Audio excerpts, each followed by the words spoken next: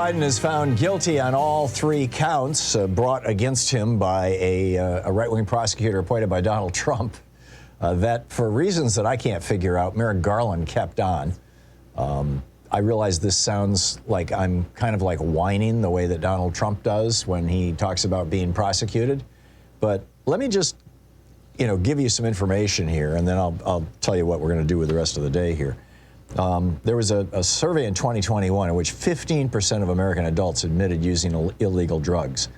12 million of those drug users owned guns, making all of them guilty of this federal felony that Hunter Biden was just convicted of. 12 million people.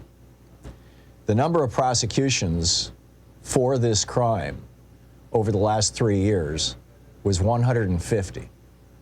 And all of them except Hunter Biden's were prosecutions for filling out the form wrong in the context of people having been also committed a crime with the gun, like they shot somebody with it, or they used it in a stick-up, or they were caught with drugs in their car at the time. There's one guy, Patrick Darnell Daniels Jr., he's in Mississippi, white guy. He had 2 guns and a couple of joints in his car when he was pulled over by the police. They prosecuted him under this same law that Hunter Biden just was found guilty on. And he was found guilty, and then he appealed to the the Fifth Circuit Court, which is the appeals court in the South. And the Fifth Circuit Court ruled that they overturned his prosecution. They said it violated the Second Amendment. This is incredible.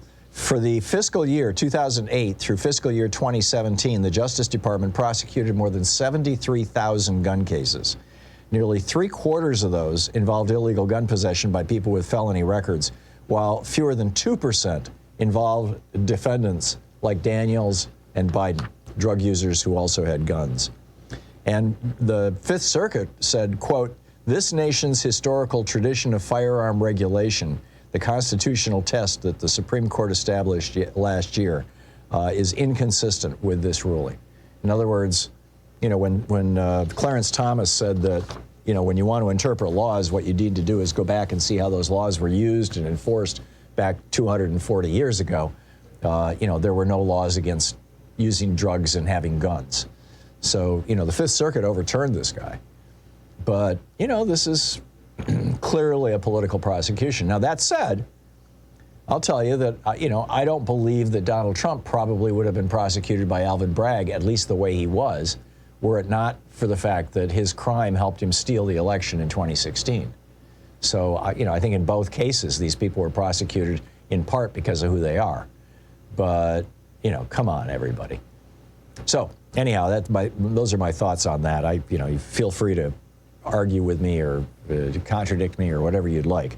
But that's my take.